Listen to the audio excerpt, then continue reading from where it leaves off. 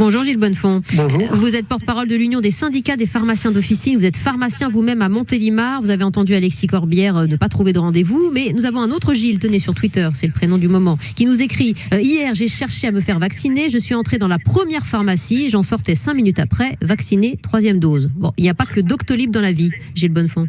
Non, il n'y a pas que Doctolib. Effectivement, un certain nombre de professionnels de santé ne sont pas sur Doctolib et donc on peut s'adresser à son pharmacien du quartier, à son médecin, à son infirmière pour voir s'il a des doses disponibles et vous allez trouver des doses, sachant que la petite polémique qui est enclenchée, c'est aussi que les centres de vaccination sont en train de monter en charge et vont libérer des créneaux rapidement, mais ils préfèrent attendre d'avoir les doses avant de fixer des rendez-vous pour ne pas après être obligé de les décommander. Donc tout ça est en train de monter en puissance très rapidement. Mais voilà, vous pouvez... une anecdote, c'est tout à l'heure j'étais à la pharmacie, un patient est venu pour une première dose. Nous avions une dose disponible du flacon Pfizer et on a pu le vacciner rapidement et ça nous a fait plaisir de voir quelqu'un qui venait pour une première dose. Donc ça veut dire que les choses bougent. Très bien, merci beaucoup Gilles Bonnefond. Vous allez rester avec nous justement, vous qui êtes pharmacien et au cœur aussi de cette accélération vaccinale. Que préconisez-vous quand vous vaccinez pour la 3e dose? Est-ce que vous faites le vaccin grippal à quelques jours quand même d'intervalle? Pas que ça assomme trop ou pas forcément?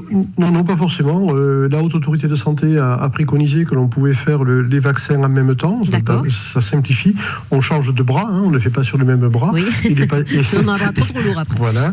Et les patients l'acceptent parce que ce serait dommage d'être vacciné contre la Covid et d'attraper la grippe au moment des fêtes de fin d'année. Il faut savoir que la grippe, c'est une maladie mortelle. Et oui, puis elle circule toujours. On se focalise sur le Covid, mais tout le reste existe toujours. Exactement. Alors on ne sait pas la compétition entre la circulation des virus, mais on sait que quand la grippe arrive et qu'elle est forte, et comme l'année dernière elle n'a pas beaucoup circulé, les années suivantes on craint toujours que le virus soit beaucoup plus virulent et une année ça a été quand même 17 000 morts, donc il faut faire très attention à ce virus.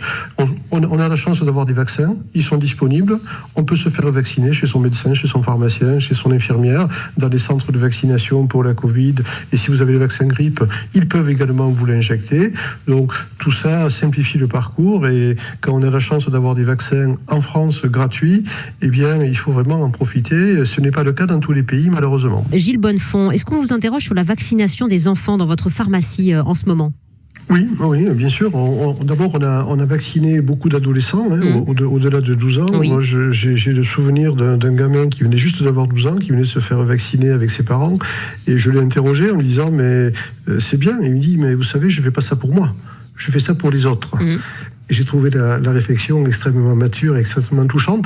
Alors oui, bien sûr, on a des questions. Il y a le débat sur les moins de 11 ans, sur une population fragile, cible. On voit bien que petit à petit, on va certainement essayer de vacciner l'ensemble de la population, parce que les foyers aujourd'hui qui se développent beaucoup sont des foyers en milieu scolaire, et notamment dans les écoles primaires et dans les collèges. Et on voit que là, il y a des foyers de virus qui circulent parce que ces jeunes ne sont pas vaccinés. Donc la question est posée.